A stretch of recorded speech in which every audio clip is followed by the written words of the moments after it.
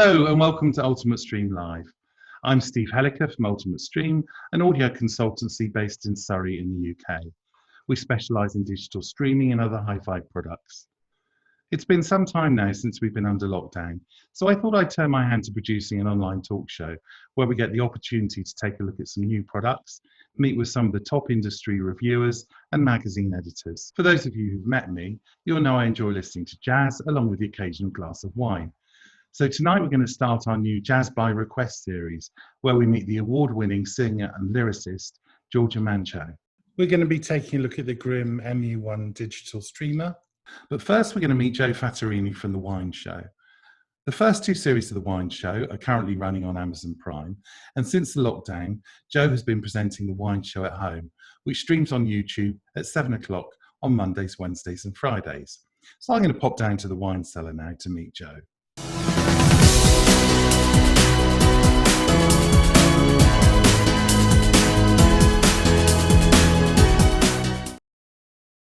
Hi Joe, welcome to the show.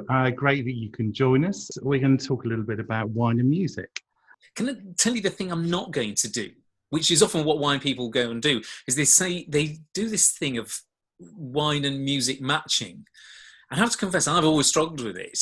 I struggle with wine and food matching. I mean, broadly, you eat what you like and you drink what you like, and there are some rough general guidances and you sort of don't go with that. But the idea that there's the perfect wine that goes with Joy Division is sort of bunkum. And you end up in these bizarre space where people say, well, of course, you've got to have it because it tastes like such and such. You go, well, that doesn't really make any sense for me at all. Where I find it much more fascinating, I think in our everyday experience, Italians have a much greater sense, we learned this in series 1, of this notion of vino della contemplazione, this sort of idea that there are certain wines which you sit and you contemplate and sort of settle with. And for drinking and listening, the two of them come closely together. And people seem to have found this in the lockdown, that we've watched everything. So now we're in a position where we sit and we drink and we think. But certain wines are better for it than others. And you want wines that, actually a bit like music, have harmony, and maybe sometimes there's an awful lot of musical analogies. The idea of sort of music rising and falling, and in many wines, if you decant them, particularly older wines, you'll find that they rise and then they sort of drift away. Are you saying that as people drink wine, they tend to rise and then fall? There's an element of it. There is. We know that in the history of music, some musicians very much found an awful lot of inspiration in wine. So actually the journey's often been the other way. Bach was inspired a great deal around his wine. And of course, all his works were kind of commissioned works, weren't they?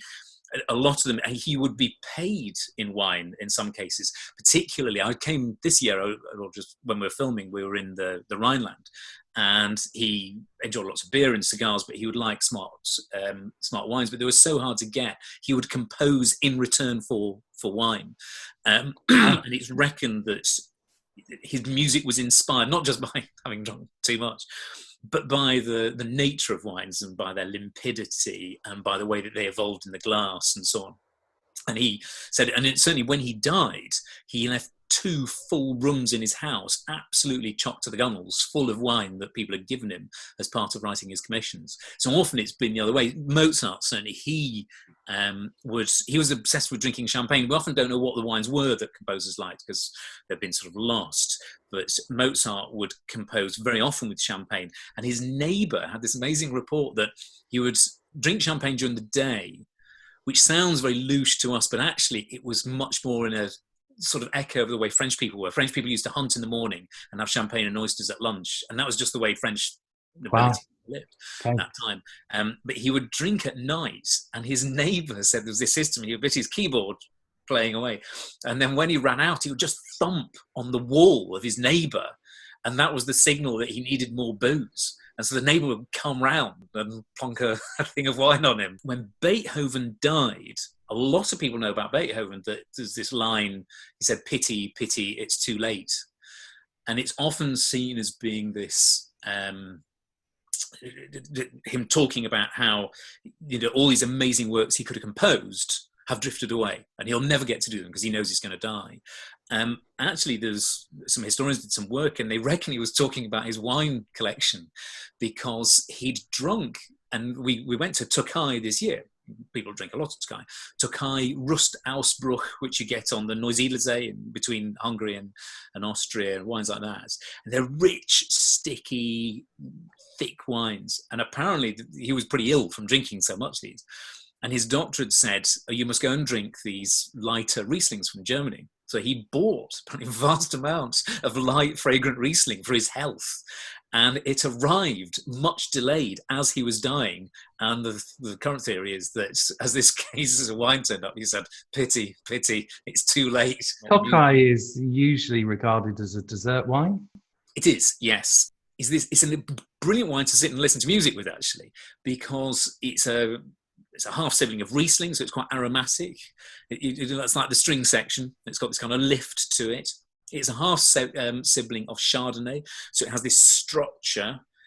So, percussion, double bass, if you like, the core of a musical composition, and it brings these two together. Well, we have this acronym in wine. I'm sure there are similar things in music. In fact, I use a musical analogy, and I'm not going to shame you, but I once did. It was a quiz show, and I was asked, isn't good wine just the one that you quite like? And I remember saying, well, no, and music is the best way of explaining it. Because if you like, wine isn't something we talk about in public, whereas, here, we're talking about music, and people talk about what makes good music good and bad music bad. There are wines that are not very good in an objective, sort of schooled sense. But you might just like them. Provençal Rosé for a lot of people is a bit like that. And there are wines that are extraordinary. I just gave one away this morning. It was £92, but lots of people don't really like it because it's really big and heavy. So we have these 4 letters: balance, length, intensity, complexity. I'm sure music will have similar sort of things. So balance is that balance between acidity and fruit in wines. They should even each other out. They can be really big, they can be quite small, but they should always be in relative proportions. Length, what you're talking about, mouth coating, textural, lingering character that you get in wines. And intensity is very orchestral. It's that sense of how accurately can you pick out the elements within a wine structure. So is it red fruits? Is it strawberries? Is it alpine strawberries? And that's like sort of how good are orchestras, or musicians generally. How focused can they be in creating, musical textures? And then complexity, which is very much a sort of jazz thing. It's the jazz element. Do you have a lot of stuff going on that slightly surprises you and takes you, to, oh, crikey, I wasn't expecting that to sort of come along just there. We used to go to this festival every year. And one year, George Melly came to play. And we'd heard that George Melly was a great fisherman. So we said, would you like to come fishing before this performance in the evening, about 7:00? And there is a wine connection because he came about 7 a.m. because he was a really keen fisherman, and started on a bottle of scotch and went fishing. We came out over lunch. I think he polished off a bottle of wine or more, then went back with his bottle of scotch fishing. And so by this point, I was thinking he'd be pie-eyed. Went out, performed brilliantly. It was an amazing performance. They were absolutely superb. Various people walked out because he told a joke about having sex with sheep. And this was in a little village in the Yorkshire Dales, horrible. And then I think went home. I was absolutely jiggered. He was on the telly, live from Leeds in a nightclub, going to do some singing there. You've got some wines on the shelf behind you there. Is there anything you were planning on picking out for us today? I think we're in for something like a little rosé. So what we've got here, lots of people are drinking Provençal rosés at the moment, these very dry, fragrant ones. Actually, Spain is the place to go for this kind of stuff. And Muga Rioja rosé is brilliant. So you often think of Rioja as being either these very woody whites or these, strawberries and cream reds, which are easygoing and plush. Now, this is the way to drink them. Because, have you ever come across one of these devices? So what I'll do, now, this is something that you do a lot on the wine show. You have a section on gadgets. We have a section on gadgets. Well, you're talking about high-end, music systems. Like, this is high-end wine drinking systems. Right. I'll tell you the bit of the background. This is invented by a guy called Greg Lambrecht, who is a medical devices inventor, really. He specialises, got a whole division that specialises in needles. And this is an epidural needle that's been coated in Teflon. Okay. Now, this is the latest model, so it's much easier to use. You get ones with clamps. So that needle's driven through the cork of the bottle there. Okay. So I'm going to press the button, and it'll give me... Oh, wow. It'll dribble out. Now, what it's doing... Let's do another one, because I want a decent glass here. What it's doing is it's injecting argon into the bottle. So that gap there has argon gas in it, which is completely inert. Well, it's inert, you don't need to say completely inert. So what I'll do, that comes out. You might be able to see there's a little hole just where the U is. I'll leave it standing up for about 5 minutes so the cork can reseal, if you like, and swell back. And I can put that back on the shelf, and it'll keep good in case of that wine for about a year, because you're only meant to drink it for a year. Okay. I've had Bordeaux under Coravin. It's called a Coravin that's 10 years. So we had a glass of it 10 years ago and a glass of it last autumn. Perfectly good condition. It had aged as a wine, but there we go, glass of rosé. Light, fragrant, delicious. I've actually got a wine for you. Oh, good. Well, there isn't actually that much left, I'm afraid. But this is a wine called Rubis, which is a chocolate wine. But you can use it as well to make tiramisu. Perhaps you could pour it over some poached pears. So it's something that you can use for the dessert as well. It looks like port, but it just has the most amazing taste. And I think I'm just going to pour. Oh, I do like that sound. Do you know that sound alone makes a wine makes us perceive a wine as being 15% more expensive? And just you can that see sound. It does all of the right things on the glass. So it's absolutely delicious. So it's called the Gibbs Marangoni effect is those legs that you get on the glass. Yes. The Gibbs Marangoni effect. It's made with Spanish Tempranillo grapes with an essence of cacao. So cheers. Cheers. Well, Tempranillo in Portugal is called Tinta Roriz. You know, that porty thing. If you make Tempranillo in the same way as you make something porty, if it's got that the extra alcohol, it's not surprising that it would have that slightly porty character about it. Right. Right. Chocolate and wine are famously hard to combine, which is why this is so interesting. But they're two things we really love. Port is one thing that goes very well with chocolate. I mean, what better than having an evening of chocolate, wine, music, a decent hi-fi? I mean, it's just totally indulgent. It's incredibly indulgent. And then you do that thing of going, oh my goodness, it's 3 o'clock in the morning. You know, what on earth happened there? Yeah. Absolutely perfect. What are you going to go and drink? Now I'm going to do what I said you shouldn't do. What are you going to go and listen to whilst you're drinking your chocolate wine? Well, look, thanks, Joe. I really appreciate you joining us. Hopefully later in the year, we might see you back in sunnier climes with the wine show again. You definitely will. Great. Well, we'll look forward to seeing you in a couple of weeks when we're back again. And Joe, thank you very much for joining us. It's a pleasure. Cheers. That's a pleasure. Thanks very much. We're now going to take a look at the Grimm MU1 digital streamer. Ultimate Streamer, the first dealership here in the UK to offer this product. And we're delighted to be launching it to the UK market here tonight.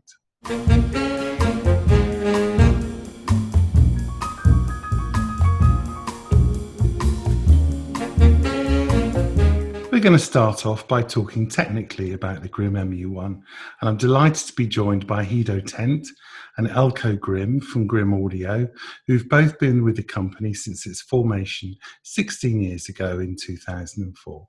Hi. Hi guys, and welcome to the show.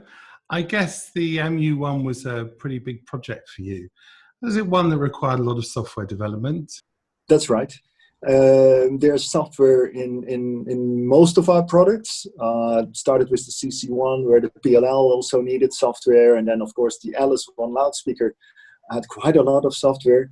but none of those products had so much software as the MU1, because there's, I think, at least 3 different types of programs or platforms inside that needs software. So first of all, the CPU, we run a Linux system on that CPU. That's totally of our own specification. We developed upon a TinyOS Linux platform. So it's a very optimized platform that's in full control by our engineers. And then on that platform, there's a Room Labs that we use for the user interface that runs on that CPU, but you needed lots of software to optimize that, and that connects then to an ALSA driver, which is really interface for Linux to connect to the outside world. And the outside world in our case is an FPGA chip, field programmable gated array. It's a mouthful, but it offers us a huge processing power for doing, in our case, up and down sampling and the necessary filtering in that case. And of course, that asks for lots of software as well. And then there's a controller on that same board as well that needs, again, different software. So yeah, indeed, there was a lot of software to write to get this thing rolling. It was a huge endeavor, and we started this because we knew that if we would just adopt a generic board from one of the possible suppliers, we would not be in control over everything that goes on inside. And then we would not be able to offer anything different from all the other vendors. And well, that's not the Grimm style, so to say. So we had no other choice than to dive into this whole project and work on it for years. And now we managed to have a real interesting, complete solution that offers us and our users lots of opportunities for integration with systems. For those people who are into streaming, the MU1 is both a Roon core and a Roon endpoint device. Why did you decide to partner with Roon when you're developing the MU1? Well, I checked out quite a few platforms for streaming in a home situation, because there's also audio over network in professional audio situations. But we're looking now at the living room where you can have streams from the internet, but also local streams from a NAS or wherever you store your audio data. And the main thing with all these platforms is that maybe they can sound well, maybe they can offer bit perfect transport of all the audio data into your DAC, or in our case, the FPGA board. But the experience is really that the thing that you hold in your hand when you're sitting on the couch, and that's probably your tablet, in my case, an iPad. And if that's a very Spartanic experience, it doesn't really appeal to play around in your library and to add new music to it, etc. So when I discovered Roon, it was clear that they had real good ideas about the user interfacing. And then, of course, it was important for us to learn what they were doing to have the audio quality preserved.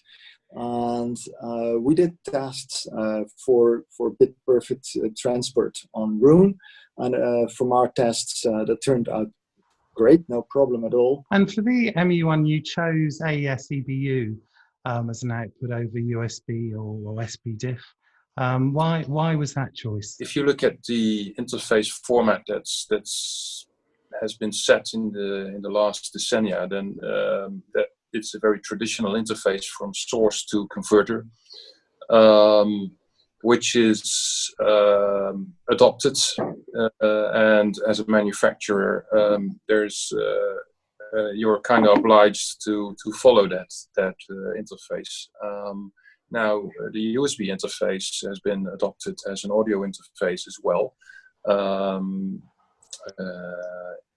but it has a clear limitation compared to the AES interface. So we could choose both, but the clear advantage of AES is that by lowering the jitter on the AES data stream, the following converter benefits in terms of playback quality, because the conversion clock in the DA converter is derived from the AES data stream, and the lower the jitter on the stream, the lower the conversion clock jitter in the DAC.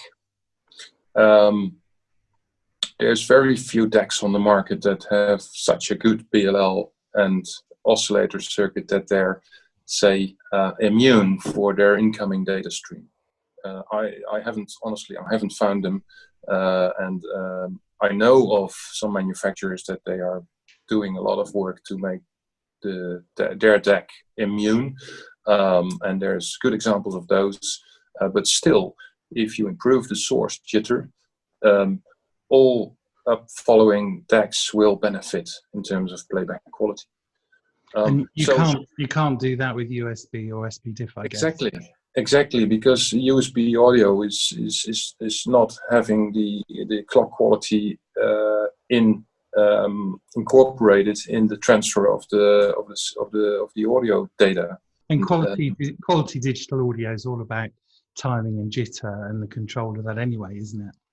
At the moment of conversion, yes. Then jitter is the only thing that counts, because then you're actually translating time to amplitude or the other way around. And we've identified that as one of the very sensitive parts of designing digital equipment. Moreover, designing AD or DA converters. So what we're actually doing is we help the external converter, regardless of that being the ones that are incorporated in the LS1 system or another third-party converter. They all benefit. Some do benefit more than others, but there's never a downside of this technology. Okay. I can remember back in the, I think it was early 80s, was 83, I think CD was bought out. I remember going and buying my first Sony CDP 101, which I think was one of the first CD players. I think you could only buy Dire Straits, Love Over Gold, Vivaldi, Four Seasons, Roxy Music's Avalon, maybe a Beethoven. Yeah, the famous Beethoven. And of course, they were just standard 44 16-bit technology. Over the past few decades, we've seen a lot more sampling rates. What sample rates do you support with the MU1, and does the unit actually upsample? Looking back at CD, and I recall that memory that you have, what I liked about the very first CD players that I heard was the very stable pitch of a piano, for instance. And I disliked most of all the other so-called quality aspects of it. And after 30 or 40 years, we now know on a technical basis where the thing flawed. Actually, the first few generations of CD players flawed. The whole challenge of this ball game, and the MU1 is in the same game, is being able to design such that all those digital and analog and mechanical and whatever circuits you have combined work nicely together without interference. And once you're on that level, we think that even the standard Redbook CD can sound very decent. You could see that the actual DAC element was not running at the same data sample rate as the format. The CD format was 44.1, it still is, but the internal DAC ran at a higher frequency. And that was done because they could then use digital filters to remove the high frequency images that digital audio offers. And this turned out to be a better choice than trying to do the same with analog filters, like in the Sony early CD players, because steep analog filters offer all kinds of problems with the phase response of the whole system. But you could also say that the first Philips units internally was already high-res. It was running at 176.4 kilohertz internally, the DAC element. And then internally, of course, there had to be a digital conversion taking place from the incoming 44.1 kilohertz stream to 176.4, where the DAC was running at. Now, what we discovered when we were developing the plans for the MU1 is that digital process, that digital conversion process, that's still part of almost every single DA converter out there, has to be done at a much higher performance level than most people ever imagined. And that when you start improving the precision of that filter, you enter whole new adventures where you discover that going further than you were still offers an audible improvement. And so we ended up in the MU1 with a very powerful FPGA that's connected to the CPU board that upsamples all incoming Redbook style 44.1 formats to the 176.4 because that's the maximum frequency that the EDU output supports.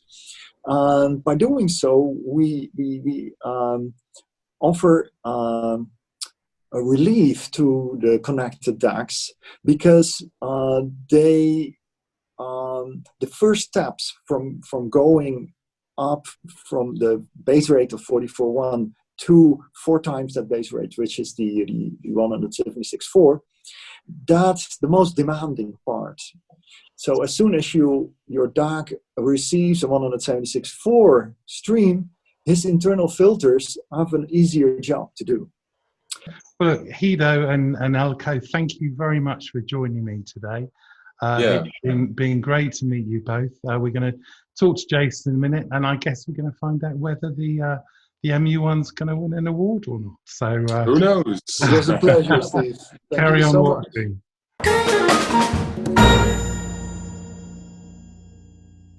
So I'm now delighted to be joined by professional reviewer Jason Kennedy.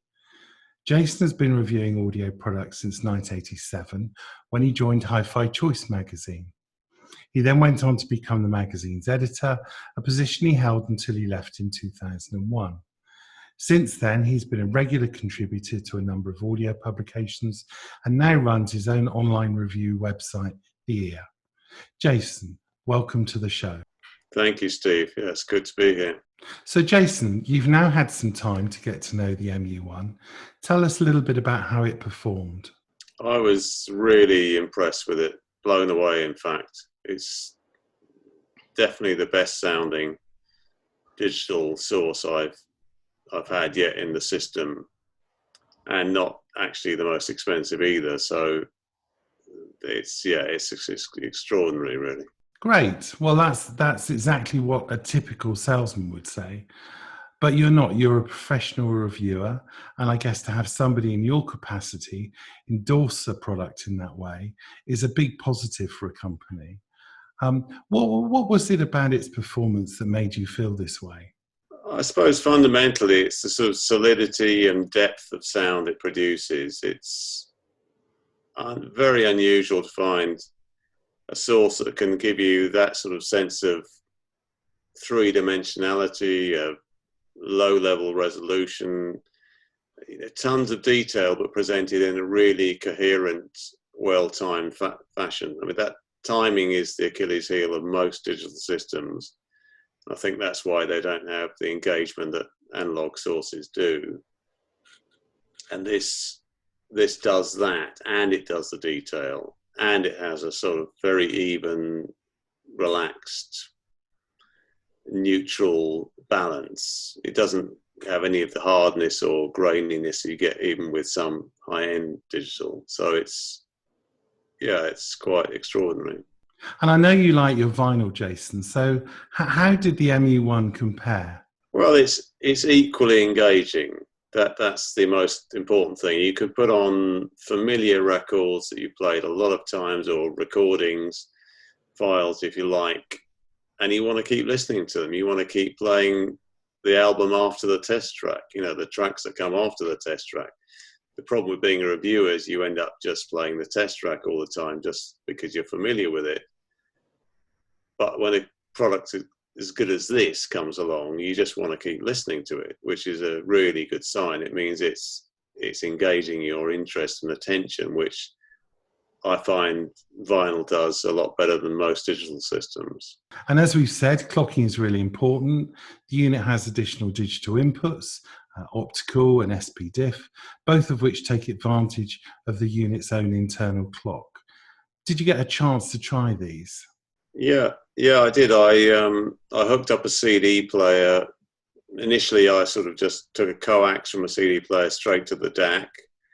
And then I took the coax into the back of the Grimm and then came out to the same DAC, and it made a huge improvement. It really opened things up and gave it extra depth and solidity, and you could just hear what was going on much more easily, and it's made much more musical sense and was thus more enjoyable. So it is extraordinary what it can do with other sources, and presumably that is down to the clocking side of it, really, because in theory putting another thing in the chain shouldn't help, but digital audio isn't that straightforward, as we know. So in this case it definitely does help. And what's going on inside the MU1 is it's upsampling regular Redbook CD files to 176.4 kilohertz, and then other files with frequencies above that, up to DSD256, are being downsampled to the same frequency rate, 176.4. Grimm say that after they've done extensive testing, they found 176.4 is the best frequency to offer to a DAC. And of course, that's also the maximum frequency rate that AES EBU runs to. It initially seems very odd. I mean, I don't know anyone, any other digital company that would ever downsample something. So it's controversial, if you like. It's a very different approach, but maybe that's why the Grimm works so well. Maybe that is another key to its performance. Maybe they realize that most DACs operate really well at 176. It's a really odd figure to choose, but I guess it's 4 times the Redbook sample rate, so maybe it's something to do with that. But I can't claim to understand the technical side of it, but the results speak for themselves. There aren't many products out there which are room core. You've got the Inuos range with the Inuos statement. You've got the merging NADAC, which has a built-in DAC. And then you have the high-end Tyco, which, like the Grimm, is a digital-only streamer. I see a real advantage for those people that own or are looking to invest in a pair of digital active speakers like the Grimm LS1s or the Key 3s, the BXTs, or the Dutch & Dutch 8Cs. You've got a room core one box solution with an AES output which connects direct to the loudspeakers. I can see the appeal of that for that select group of products, and some of those are extremely good. Of course, there are many people out there who will want to use the MU1 in a passive system, connecting via their DAC and preamplifier. Is this how you tried the MU1? Exactly. Yeah, I used the Grimm with my i5 Pro IDSD DAC into a regular sort of amplifier speaker system, which is probably represents the majority of systems out there. I mean, I appreciate that active speakers are have a lot of advantages in digital speakers too, but the fact that the qualities of this product shine through in a more conventional system is probably more valuable than the fact that it acts as a room core for those unusual speaker systems you're talking about. But yeah, it'd be interesting to see whether there was an extra advantage to be had from combining it with those particular systems.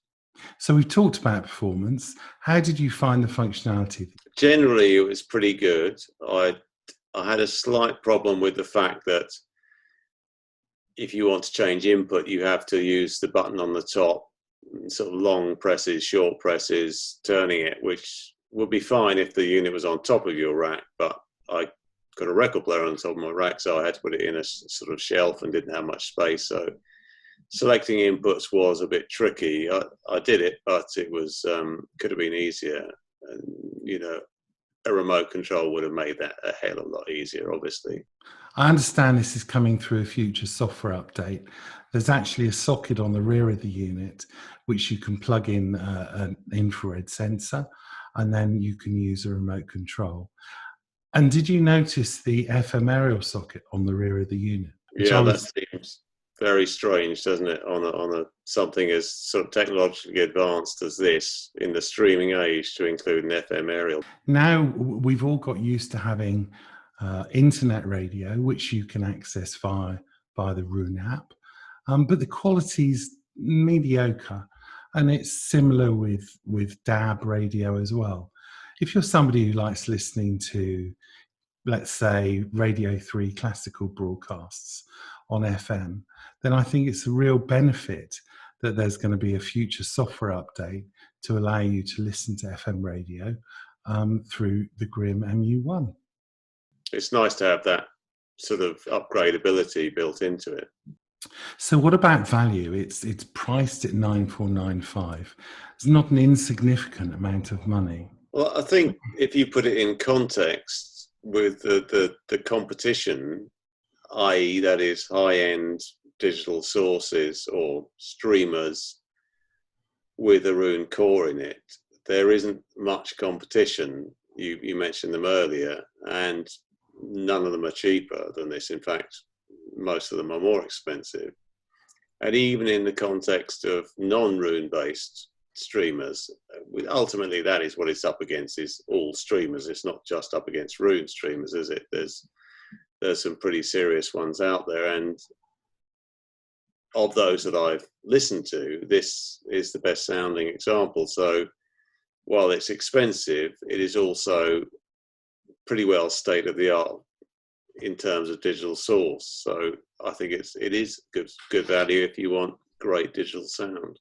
So Jason, I've got one final burning question, which I've been waiting to ask. Do you think the Grimm MU1 is up for an award? I think it's definitely up for an award, Steve. Yeah, it just is the best I've heard, period, you know, which even at that price is quite an achievement. I've heard a few very expensive digital streamers and they haven't been in this league. So yes, it deserves an award, very much so. Great. Well, Jason, thank you for taking the time to review the product. It's been great having you on the show today, and we look forward to welcoming you back in the not too distant future. Thanks. Thanks, Steve. It's been fun.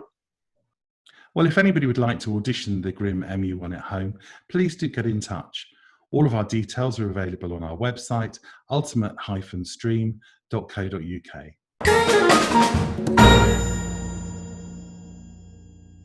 I'm delighted now to bring you the first of our Jazz by Request sessions, where we're going to meet the award-winning jazz singer and lyricist Georgia Mancio, who celebrates 20 years of being in the music business. I passed by the house just today. It seemed to have something to say. The gates were open. Georgia, welcome to Ultimate Stream Live. Thank you so much. It's a pleasure to be here. I know where I am, but I'm with you virtually. When did you start singing and professionally, and which artists did you enjoy, and which artists inspired you? Well, I started by default because it was something I'd always had in the back of my mind that I wanted to do. I'd listened to, quite a lot of jazz when I was a kid. My dad had brought home some records, and I always loved those old movies with all the classic, standards. Obviously, I didn't know they were standards, but I just didn't have the confidence. So I ended up studying filmmaking, and it was a part-time course. And while I was studying, I was waitressing at the very famous jazz club Ronnie Scott's in London. Where I think you've performed several times there. Yes, which was amazing to go from one to the other. But when I was working there, I think as much as seeing, incredible legends, people like Betty Carter and Elvin Jones, it was actually a lot to do with meeting musicians on the scene in the UK, and just kind of demystifying this notion that, well, it also is a job. It's an amazing privilege to make art and to be a creative in a creative industry, but it is also a job. And just meeting a couple of people who really helped me, put some demos together and just start learning songs and get on with it, get on with some sense of it. That kind of just unlocked the key, really, that I was missing. So I decided to just give music a go and see what happened. And okay. The last time I made a plan, and one thing led to another, and eventually I was lucky enough to go professional. I think we've got a photo here. I think you waitressed at Ronnie's for about 5 years. We've got a photo here of you with, I think, George Melly at your leaving party. It was my leaving party, so it was probably about 5-6 in the morning by then. And it was Christmas Eve 1999, because I had decided that I wouldn't start the millennium. I wanted to start the millennium as a professional singer, because it just felt like a nice, neat, year to make a fresh start. So what a great way of getting introduced to music and meeting a lot of jazz artists, and just everything about the stagecraft and seeing the human, I think, behind the scenes. That was really important, to not just be too distanced, I think, from seeing a performer, but understanding them as rounded human beings. I think that's really key to getting into the soul of somebody's music, actually. Tell me about some of the artists that you've collaborated with over the years. For me, everything comes from playing with somebody and listening to them, and playing with people who are of a level that's much higher than yours. You can't help but learn. And I found musicians who are incredibly generous and share their knowledge, and very, very rarely judgmental of someone starting out. So first, people I kind of collaborated with, somebody like Andrew Klinder, bass player, who has become a great friend and also my producer. He's produced 3 of my albums, and he's working on a 4th. Actually, I think he's produced 5, but I've lost track. But he produced Songbook and Finding Home, my last 2. And then I very luckily have had a long collaboration with great vocalist Ian Shaw, who's also a good friend. And that's another thing entirely, I think, singing with another singer, a great singer. And you just get a different insight, I think, into what you could do with your own instrument. And then have had a long collaboration with Nigel Price, guitarist Nigel Price. We did an album in 2013 with wonderful bass player Judy Walkington. And then in the last few years, I've had 2 really important collaborations with pianists and composers, Alan Broadbent, and then most recently Kate Williams. And a project that I'm working on that's sort of a slow burn is with a great pianist and another songwriter, Tom Corley.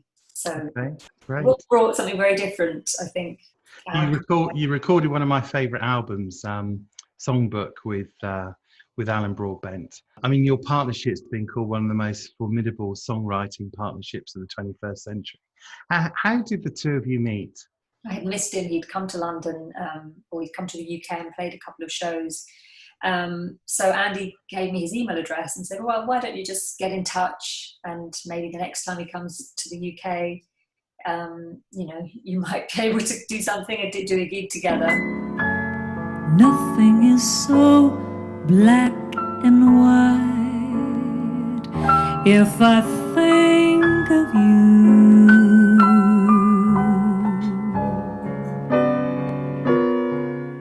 You did more than a gig together, didn't you? We did. Yeah. I mean, it's quite a story, really, because I first listened to him when I worked at Ronnie's.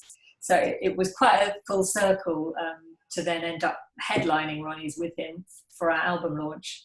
But so we kept in touch. We were trying to see if there was some way of doing a gig together, which eventually happened in 2013. We did just a couple of duo gigs. And then the next year, we were planning to do some more, and I just asked him if he had any other original songs, because we'd played a song of his that he'd had lyrics written to by Dave Frishberg, something he'd arranged later on for Sheila Jordan, and it was a beautiful tune. So I asked him, do you have any other originals that maybe I can learn for the next gigs? And in response to that, he sent me a song called The Long Goodbye, and said, actually, I've always imagined that this would sound great with lyrics, and if you fancy giving it a go, then give it a go. So I did, and he was pleased with it. We changed a couple of things here and there, and then very organically from that point on, he just kept sending me tunes. It was called something else originally, wasn't it? Yeah, so it was called The Long Goodbye, and we changed it to The Last Goodbye. Okay. So where do you get your inspiration from when you're writing lyrics? Really, I'd say firstly from the music, because someone like Alan, to me, writes such. There's so much story in his writing. There's already a story there. I always feel like I know that there's something happening, and I have to just find the way to access what that story is and put it into words. So I don't actually overthink too much when I'm writing for Alan, because it takes away that natural, organic connection. And if I've so it comes quite naturally to you. It can do, but what happened is that we got into a flow, and it was just a really good time, maybe for both of us, to be thinking about, well, what do we want to present here? And once we got into writing a few, we then thought they need to have something that ties them together, some themes, and some way of putting them into a set, which then became the album songbook. So jazz festivals have been quite a big part of your life over the last few years with Revoice and Hang. Tell us a little bit about those. So I started the first Revoice in 2010, which is astonishing, really. And it was sparked by a bit of frustration, actually, of having seen some vocal artists, maybe years before, maybe more recently, that I had loved, and was puzzled why they never seemed to come to the UK. They would tour, Europe. Say if they were, American artists, they would come and tour Europe, but they would never seem to include the UK. And I just thought it would be a nice thing to try and bring some of them over, and so that's really where it started. As the sort of years went on, it became, I think, just a wonderful way of celebrating the art of vocal jazz, and it made me really think much more creatively about who inspires me, and who inspires other people, and to try and get as broad a palette as possible, of different artists, from someone like, Italian Maria Pia De Vito to Carleen Anderson, to Claire Martin, Christine Tobin, Carmen Souza, and very famously Gregory Porter, who did my second and third Revoice festivals so that'd be 2011 and 2012. Okay. And that helped kind of put it on the map, actually, because he was just taking off. So it was a fantastic bit of timing, really. Luck and timing. Would I be right in thinking that I saw you at Revoice at the 606 Club one year? Yeah, that was actually the very last edition and the last night of the last edition. So that was 2014.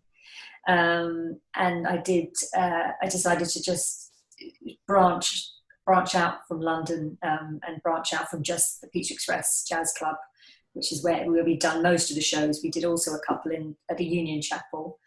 So in 2014, there were 4 venues, 2 in London and 2 outside London. And then you released the Revoice live album. So I would always do a duo set, and I recorded about 3 years worth of those duo sets, and then released that as an album live at Revoice. And then those duo sets kind of ended up taking centre stage for the next festival series, Hang, which you mentioned, which I've done 3 editions of.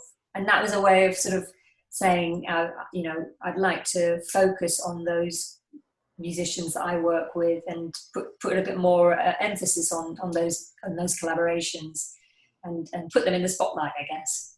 Right. Okay. And then after Hang, you released your 7th album, which was a collaboration with Kate Williams and the 4+3 Ensemble. And you also worked with classical guitarist John Williams. Kate Williams has been a long-term friend of mine. We had played together, on and off for years, probably almost since the beginning of my career. But we'd never really done anything specifically collaboratively. And she had a beautiful ensemble called 4+3, which is her piano trio plus a string quartet. And they had done some gigs, and they had done a few where they also invited a guest to enhance the group. And one of them was John Williams, who happens to be Kate's dad, but they had never worked together before. And they did a set of music, and then she asked me if I would also like to be a guest.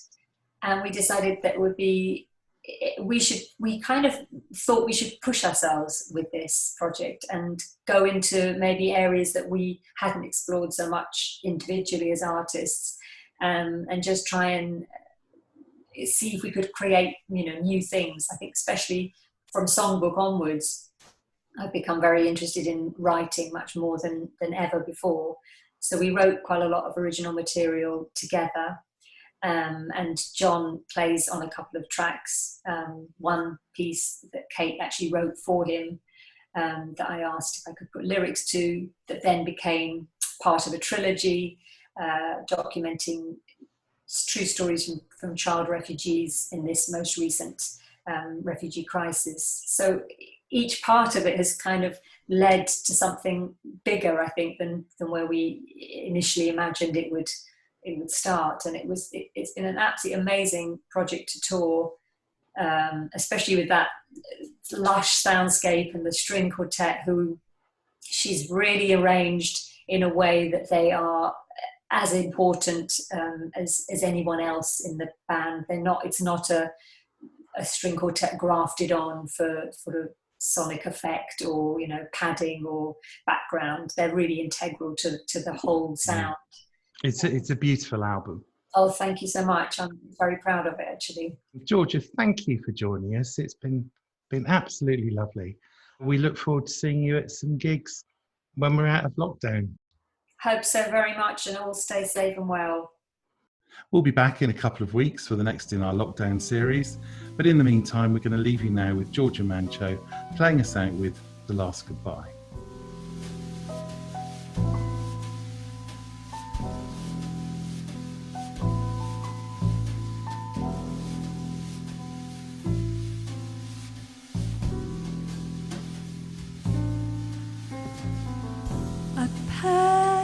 By the house just today, it seemed to have something to say. The gates were all worn and the pathway was torn, and yet I still hoped you'd be there. The lights that you hung from the tree, the flowers you planted for me,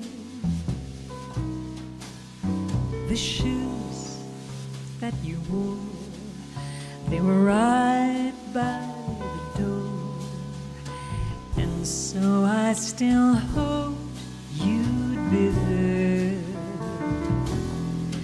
Though time slept through our hands, life seemed so planned, I thought you'd be here always. Now that I'm standing alone, I see it's a house, not home. Goodbye, my old friend, I won't pass by again, still hoping that I'll find you there.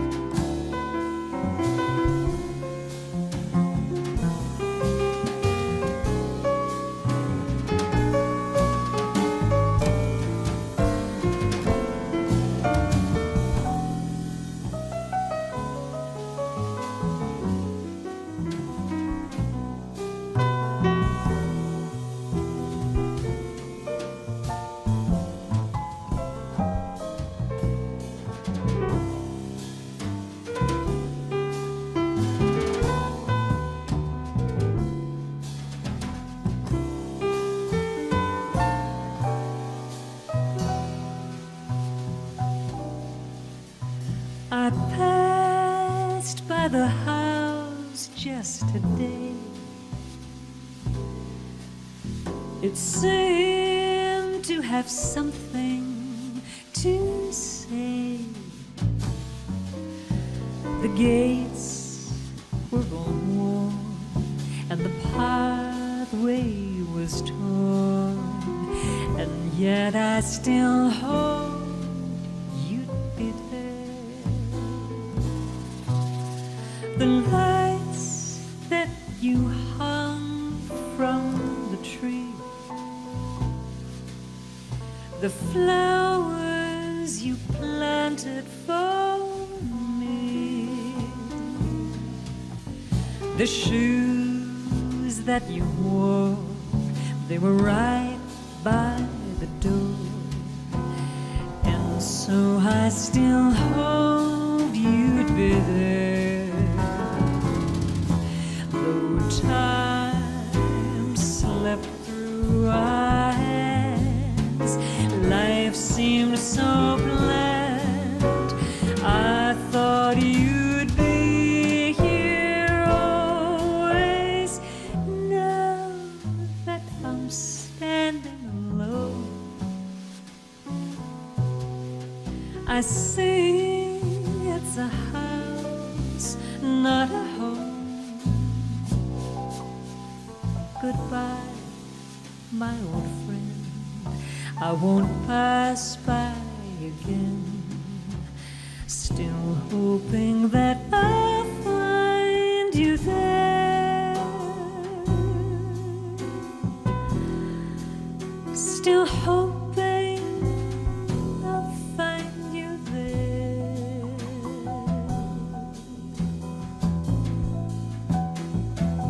still hoping